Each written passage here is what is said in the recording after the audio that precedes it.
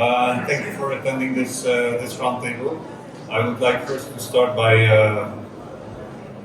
thanking Business France for allowing us to have this opportunity to present and be present at this event, and all of our partners that we will be citing in the upcoming presentation.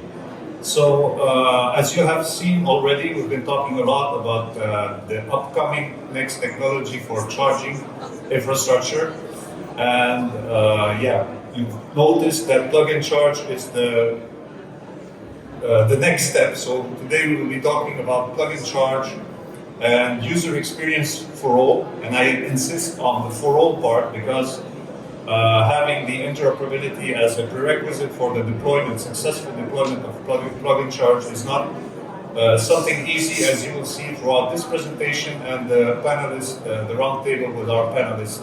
So I would like to start with this, maybe about me. So I'm brought from the Vedecom Institute from Versailles, and I will be walking you through some of the elements. So these are trying not to be very, very technical to start, but hopefully we can embark most of the people around the table. So today I will be talking to you about the Mobena project, and with our partners we're going to discuss some plug-and-charge challenges and opportunities. So let's start with the user experience, which is at the heart of this question. So at the current moment, we have too many, I would say, authentication means. I have some challenges with the animations. Too many authentication means, which are reducing the quality of service, and of course complexifying the user experience. And plug-and-charge is aiming to solve this. So we're trying to transition from these different means and implementing the cybersecurity infrastructure that allows us to have seamless integration across the whole ecosystem. And as you can see, we have some certificates that are that have to be circulating across the different actors. So you can see here, for those who are not really familiar with the acronyms, so we have the bar, we have the user, we have the charging station, the CSO, the charging system operator, the certificate provisioning service, and the MSP. And of course, the objective of plug-and-charge is to get rid of the different authentication methods that are currently used with the badges, the credit cards, and the applications. And as you can see from the ecosystem point of view and from the user point of view, we have a lot of actors that are involved in this. So the idea is to show you that we have on each of the different actors several on the different roles. We have several actors. And the idea of plug-and-charge, it's a solution that might be easy to implement if we only have actors that are coordinated together. But the major challenge is to be able to have everybody interoperable in order to provide a user experience that is of quality. And when we have such number of actors, having the interoperability of the solution is quite challenging. And this is the focus of the Mobena project, is to ensure the interoperability across the whole ecosystem. So by the end of 2021, we managed with 19 different companies from the French, I would say, or European ecosystem. Yeah, struggling with the animation, sorry. With the ecosystem. So the companies that are in our project, which is headed by the Vedecom Institute, represent the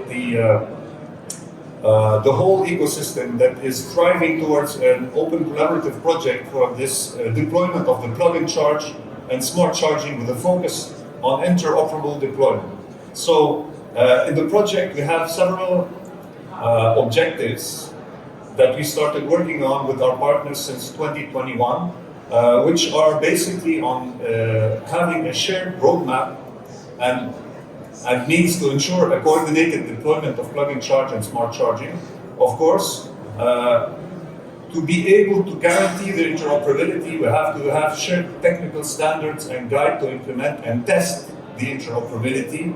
And when we have these working groups, the objective of this first step is to experiment, test sites, and validate the results of our work in a real-life scenario with different actors acting on every part of the ecosystem first, and then having exterior actors to the project that are interacting with the test sites.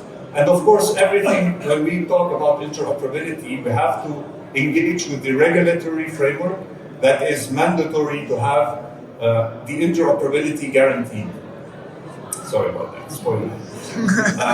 So, if I come back to the objectives of the project, working around a shared roadmap to coordinate the deployment of plug-and-charge and smart charging, share technical standards and implementation guidelines, and interoperability tests. Using the results of these two steps, go into experimental test sites in France and in Europe to validate these results and make sure that the interoperability is guaranteed across the e-mobility ecosystem, and use these results in order to push dissemination and coordination across Europe, because the plug-and-charge has to be deployed not only on a national, I would say, territory, but across Europe and even across continents. So these are the objectives of the Mobena project. And as I mentioned earlier today, we have some of our actors that are present at this at the exhibition that will be interacting, and we will be discussing the challenges, the opportunities, and the way that we want to have collaborative work in order to be able to deploy such an interoperable solution. So for the panelists, I would like to first welcome Loïc Anguera from EVS. Please, Loïc. Hello. So I represent EVS Energy. Is a charger manufacturer that we are 30 years old and a big know-how in DC charging. So we have mastered all the technology of charging and DC charging. So we are all around the world. We have 3 offices to cover all continents, and we have about 40,000 chargers, DC chargers all around the world. Thank you, Loïc. Our next panelist is Jean-Christophe Pazaglia from SAP Labs. Jean-Christophe.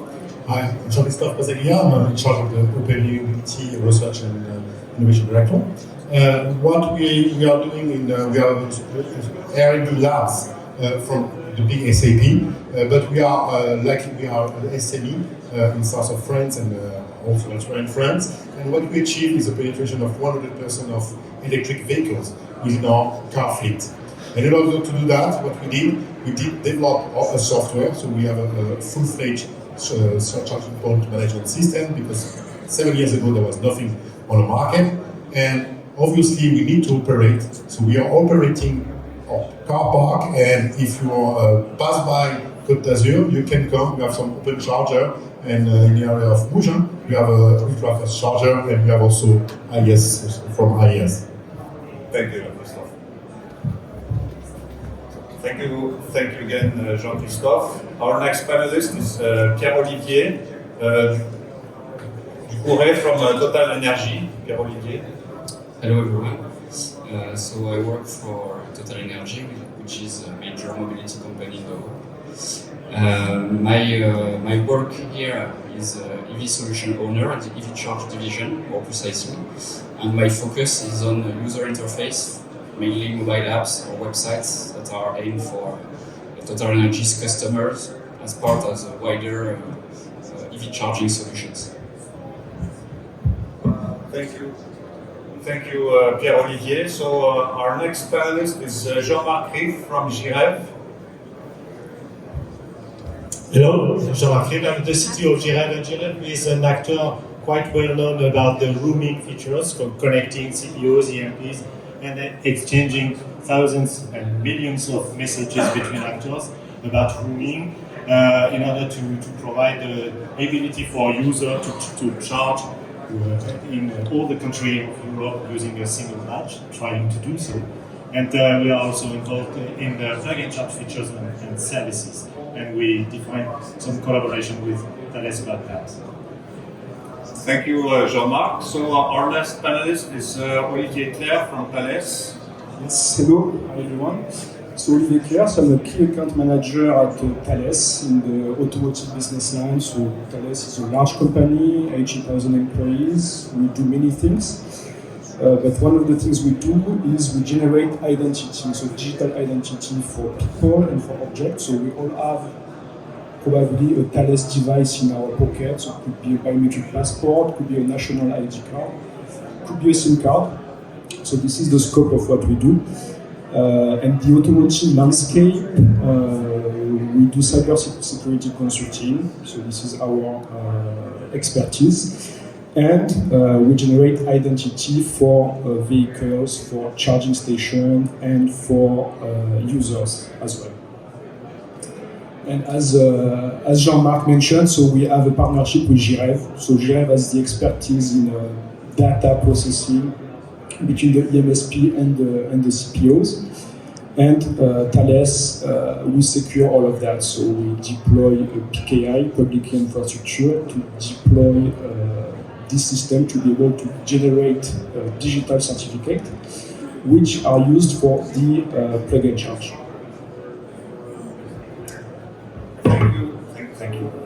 Thank you very much.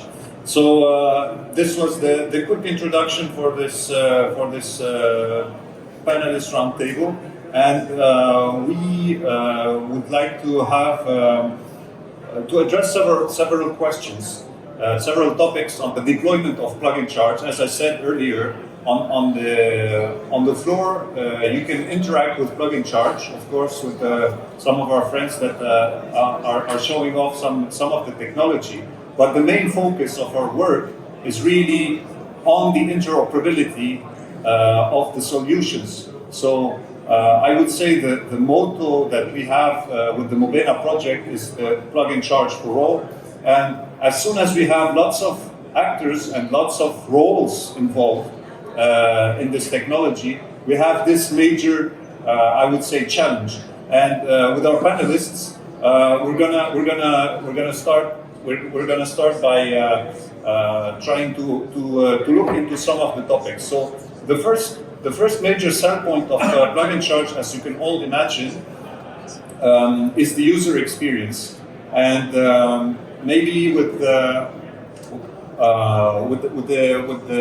help of Pierre Olivier from Total, being an EMSP and a service, e-mobility service provider, what is the market telling you about these technologies, and how do you think the user and the customers are going to adopt, or the reaction they will have towards plug-and-charge? There are two main advantages, two main added features with plug-and-charge. The first one is quite obvious. Actually, it's the easiest customer journey. Basically, literally, you just have to plug your vehicle and charge. So it's the easiest customer journey. No more need for RFID cards, no more need for mobile apps, etc., etc. So we bring easiness to the customer thanks to plug-and-charge. And the second advantage, the second main feature is security, because plug-and-charge enables to use secure authorization and authentication through a contract certificate. So that allows us to be very more efficient against fraud, for example, against man-in-the-middle attacks, against RFID card replication, etc., etc. So security is the second main added value of plug-and-charge that we can offer the user. Thank you very much. So from the Total Energy point of view, I would suggest that it's more open to the open public, so public charging. Maybe SAP Labs can tell us more about their captive fleet and secure parking experience in this topic for the user experience. Yeah, so basically we do have 250 plus employees on site with all of them with a car and with and our, I would say seasoned EV drivers, because I think the newest one is it's 2 years old EV drivers, and we have people that are driving cars since more than 7 or 8 years, so they are quite seasoned. Even with that, I was quite surprised, because we were asking to do some experiments with some of our drivers, and there was a real appetite to go to do this kind of experiment. Why? To be frank, using a car from my side was not such a big deal, but it seems that there is a real appetite for that. As we are, I would say, this is from more a CPO as an operator, and what also as a CPMS, our CPMS system is enabling different use cases. In the use case that we do have, which is basically a car park, which basically it's open to public, but it's relatively in a private environment. So basically, the question will be, what is the burden, and what is the secure operation around that? And this is the kind of thing that we have to take into account. But from the user experience, really people are willing to do that. And obviously we haven't seen yet big mainstream attacks to steal energy. But this is something that we hope that plug&charge will do. So from going from the user experience, as we have noticed, it's going to be a simpler way to interact with the infrastructure. We have to focus also on interoperability, because the user experience, if we don't have interoperability, all the problems that we are facing at the current moment with the different RFID cards and the different apps, we're not going to be able to deploy plug-and-charge. So maybe we can have the view of Thales having experience in other applications of such cybersecurity infrastructure and PKIs. What would you see as a new actor of the e-mobility? I would say, what are the challenges that you can see for interoperability coming to this topic of charging? Okay. Yeah. So yeah, indeed. So the plug-and-charge is defining the technique. So it's a PKI. So PKI is a public key infrastructure, allows to generate certificate, digital certificate, but nothing prevents you to have several PKIs, and this is a challenge, because what will happen in the electromobility field and on the plug-and-charge, most likely, and this is already the case, there will be several PKIs. So PKIs, they are kind of a silo by default, so they don't talk with the other PKI. So the challenge of the interoperability will come from the fact to make this interoperability between the different PKIs. So make sure that a user and the user doesn't know on which PKI he is. It's just know that he has EMSP, so he has a company who is providing access to a charging station, but not necessarily to all the charging stations, depending on which PKI they will be. So there are solutions, of course, and this is something that we have seen in the telecom field, in the payment field as well. You need to have some interoperability. So payment, it's a Visa, MasterCard, and so on. And the way it works, so there are different solutions. So either you can have agreement between two PKI, if there is only two PKI, or three. Then you have some other option, which is to have a governance at the top. So this is the case for the V2X, Vehicle to Infrastructure, where you have the European Commission who has taken the lead, and they are the root of all the PKIs. So this is called the certificate trusted list, and they are the one who federate all the PKIs. But this is a challenge indeed. I mean, for sure, if you want to deploy deploy a plug-and-charge globally, there will be several PKIs, and we need to have some interoperability. So the solution is there, but it takes time to implement. Thank you, Olivier. And maybe before also, because now with the plug-and-charge, we have to deal with these new features for cybersecurity. Maybe ES can tell us more about the interoperability challenges before going to the plug-and-charge and ensuring these additional functions. How do you see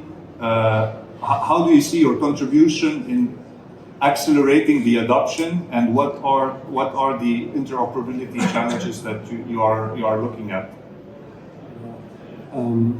What we see is that at this moment all CPU are more on CPP 1.6, and it's not built to do a PLC. So we have to provide solution to make the translation or the evolution of the market, and to provide solution to easily integrate the PNC, the certificate, and the deployment of the certificate. So we have to do incremental solution to make the evolution of the market and provide from the CPP 1.6 to the 2.0. So we have to find the solution to do that. That's why we expect. Thank you. And as we've been saying also, there's a lot of data that is going behind the scenes, transferring certificates.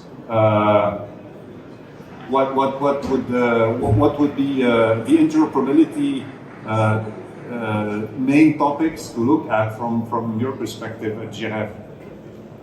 Yes, as we saw at the very big first slide you show us, that in electromobility there is a big numbers of actors, different actors, CPOs, EMSP, we say that. You were talking about charging station and so on. So and all those elements are very smart, so they need to communicate, they need to exchange data.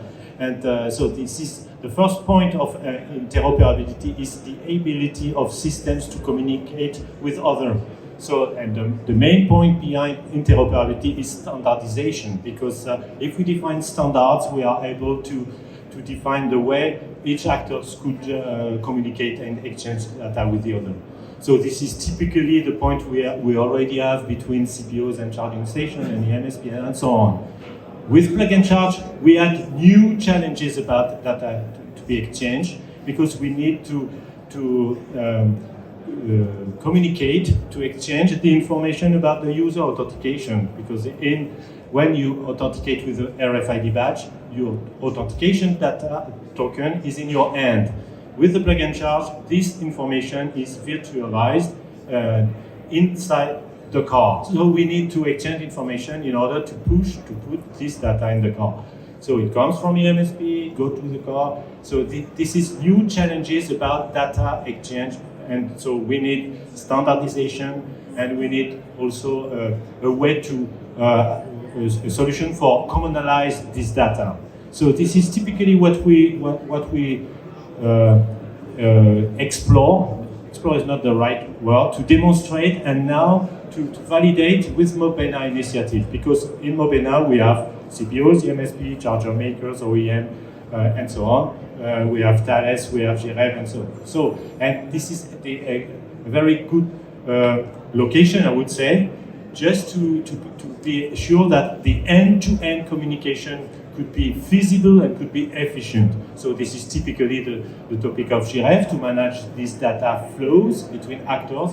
But this is also a key point for Mobena, because at the end, I'm sure that we will have perfect charging station with perfect CPO system, with perfect EMSP and so on. But the point is, are all those systems well communicating together? And this is typically what we try to achieve and to demonstrate and to validate with Mobena. This is an ecosystem initiative and not only a job per job or activity per activity demonstration. So we work on that, and the best way to do it is to be together, to specify, to define, the solution and the way we want to communicate, but also to have a common playground. You were talking about test sites. This is a playground where we can play with it and be sure that at the end our solution will be fully compliant with a massive rollout of plug-and-charge in Europe, in France and in Europe. Thank you, Jean-Marc. So as you have, so to summarize this first point on interoperability, so we have lots of actors, lots of roles involved in the e-mobility ecosystem, and on each role we have several actors. So as you saw, we have, I would say, legacy interoperability challenges first, and with the introduction of plug-and-charge, we have the additional PKI part and the data transfer part. And this requires us also to work hand in hand with different partners from Europe, as Jean-Marc was mentioning, on having demonstrations for interoperability as a first step with the different roles and the different actors, but also to have I would say, the experience that got the learnings to be pushed also into standardization. So, talking about these new things, I would like to also maybe have your opinion on, as a different actor of the ecosystem, on the way you see things are starting to roll out. So, for instance, you as an MSP, you started at Total Energy having some experiments. How do you see the dynamics of the technology and of the market going on from this point? As Jean-Marc said, plug-and-charge is a collaborative effort, so it cannot be achieved one actor at a time. So we at Total Energy, we try to work with many partners. We are involved in the Mobena initiative, but we try to work as much as possible on plug-and-charge with several market players. We want to achieve a rollout on our service stations mainly, so where we provide high power charging to our customers. So this is our first objective. One as well of the difficulties we are confronted to is very often plug-and-charge is considered as a technical problem, but it is also a business problem, meaning the way how we want to sell that to our customer, because plug-and-charge has an added cost. So we work on those business models, and we as the MSP, we sell the user the final price, so including all margin of all actors before us. So there is also a serious work on that on our side to find the right price to the user, so that every player in the market finds has its benefits at the end. I would say that's our point of view on this feature as of Total Energies. Very interesting insight on the consumer part. Maybe having also maybe SAP tell us about maybe the coexistence, because your role as a CPO, you also have to make sure that everything that exists stays operational and coexists with plug-and-charge. Is this something what's the dynamics of that? Yeah, actually there are different life cycle depending on what you are talking about. So you have the infrastructure life cycle, and you don't invest on a charging station for 2 years, but for 10 or 15 years. This is what you will do. Then there is the life cycle of the cars that can be different depending on the use case. In our use case, which are basically leasing cars, so they basically have an average 2 to 3 years, 4 years max. But for the standard car that you may have on Total research station, they probably will have 7-8 years. So you have to take that into account. And obviously you have, if you talk about mobile, every 6 months you have a new mobile. But this is the kind of thing that you need to tackle the different, let's say, life cycle to be sure that you can align and that you enable the coexistence of these different model, version of protocols, and so forth. So this is to be fair, the ISO 15118 is not putting far more pressure than with other standards like OCPP 1.6 or 2.0 that we will have to implement. But yes, you need to be sure that you coexistence, that you have maybe 2 stacks, and for the interoperability that you will be sure that it will continue to work. So what we are doing actually, our system used by different operators, but we have a list of compliant material. And we need to do that because why everybody here will go there, everybody will claim that they are compatible with that or that number of the protocol. In the real life, and the same for ISO, you have room for interpretation when you're doing this type of implementation. And interoperability, having different actors, trying with different charging station, different PKI and so forth, this is where you will find out that indeed you are interoperable, but not right now, in a long-term coexistence with a different standard version.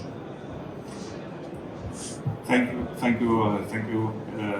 So maybe also a question for the deployment and the interoperability. We haven't talked about, when we have interoperability, we have lots of actors and we have lots of data going in all directions.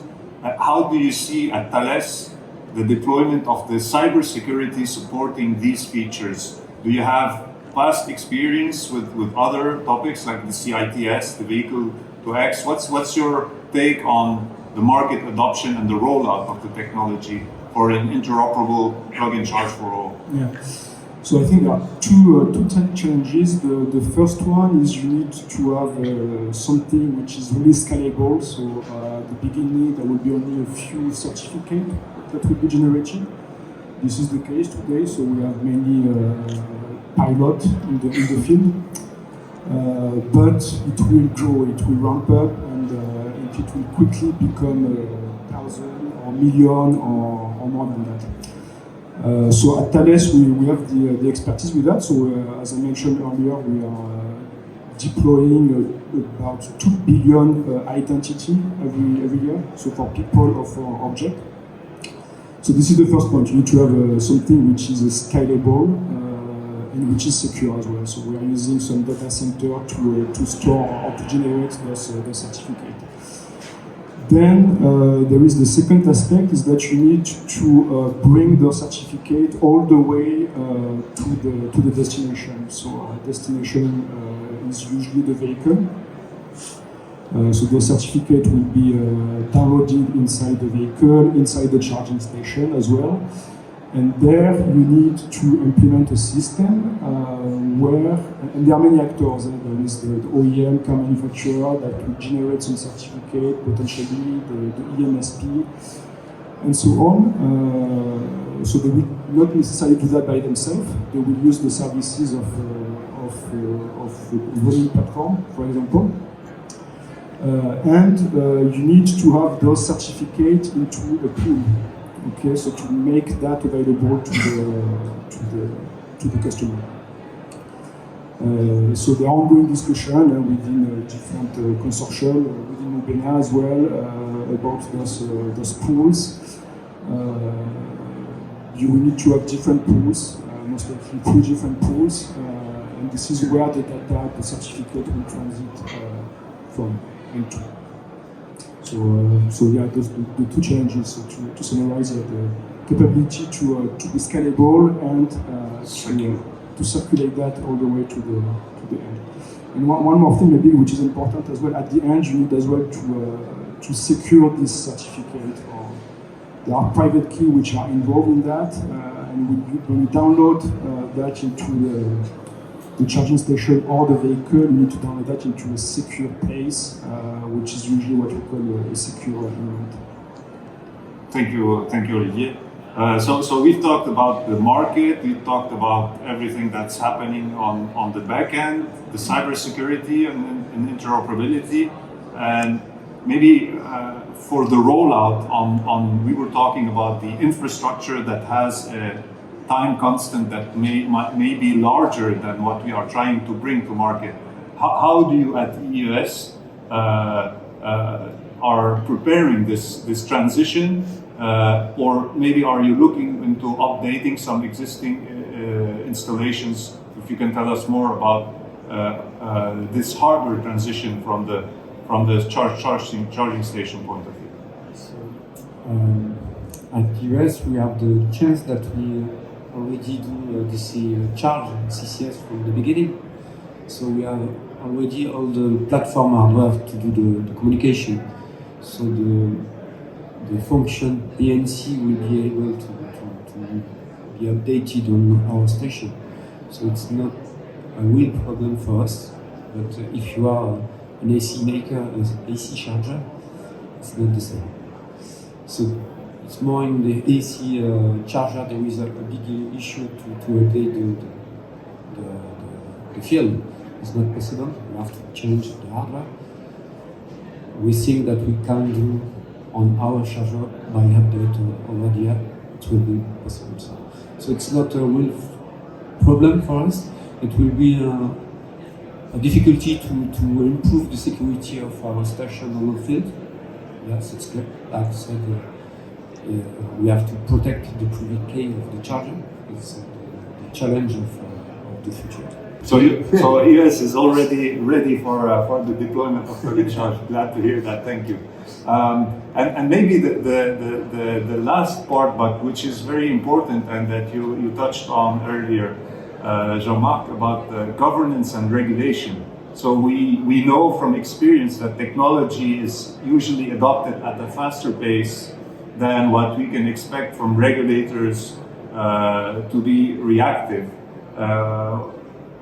With your contribution to the Mobena project and all the interactions that you have with the ecosystem and the European Commission, how do you see the governance and regulation around the topic being pushed? And is this going to be an enabler or something that will slow down the rollout of interoperable plug-and-charge? Yes. Yeah, the governance topic is a key point because interoperability means making things together. So and making things together is about technical. I mean, we were talking about protocol standardization, and this is a way of defining common things on technical level. We were talking also about PKIs, how to share PKIs, how to share trust area. So this is also making things together. But all those topics are mainly technical topics. The governance topics is about defining common rules. What is a good player? So this is the question. What is the kind of trust I can have with this player or that player? The trust is very key in cybersecurity because the question is, will I accept this message from that player? What is the level of trust I have? And trust is a question of rules, common rules. And so we think that if we want to promote a wide interoperability, we need to share a set of rules to be sure that everybody has the same understanding of who can be a trusted player and who could not be a trusted player. So common rules are very important to base the interoperability and to enlarge it. So there is a risk about that, and this is the reason why we work on governance body for years now, and this is also a role that with Mobena and also individually we are contributing to a standardization body, as I said, but also to governance working group, typically with the European Commission, because we think that this is at least at that level, the European level, that we need to define common rules. And so today there are working groups about that. So we always could say, oh, this is a bit slow, but things are progressing, and the common vision is appearing now. And so this is a very good step of hope because we see things that are clarifying now about common rules, and this is now the time to go a bit further and to define executable rules. So this is the step from theory to practice. And so we, on Mobena initiative, we are working on that individually or commonly. And this is very important. And I think that everybody that wants to develop, to deploy the plug and charge, and this is a very good idea, so I suggest it. But everybody has to think about its own cyber security policy and what are the principles on which you have to base your policy in terms of trust, in terms of cyber security. So we work on a working group about that, and we think that the power of working group at the scale of Europe is a very efficient way to promote and to deploy that. This is a mandatory point, but we see today the things that are progressing in this idea, in this direction. Thank you very much. Thank you very much. So as all of the panelists mentioned, so we are starting from the user experience and making sure that all the actors and all the different roles in the ecosystem are interoperable to maintain a good user experience while keeping the cybersecurity and making sure that all the updates are starting to come to market. So we have put in a certain dynamic towards the deployment of plug-and-charge in an interoperable way for all the actors. And as our panelists have said, the market is there, and we are collectively trying to work out this ecosystem problem in order to have this step towards the 15.11.8 and the plug-and-charge. So this function was a first step towards the 15.11.8. And we can see that with the plug-and-charge, we will be able to deploy advanced smart charging scenarios first, and this will open up the door for the next transition, which is about vehicle to grid. And we hope that the dynamic that we have been able to put together will be allowing us to accelerate on this the second step. Thank you very much. So to wrap it up, I would like to thank our panelists, and of course, Mobena project is ongoing, and we're welcoming new members. If you found that our discussion was interesting for you, so please reach out, and we will be glad to bring you some elements to how to join. And our booth is in just across. So in Hall C, you are welcome. Thank you very much.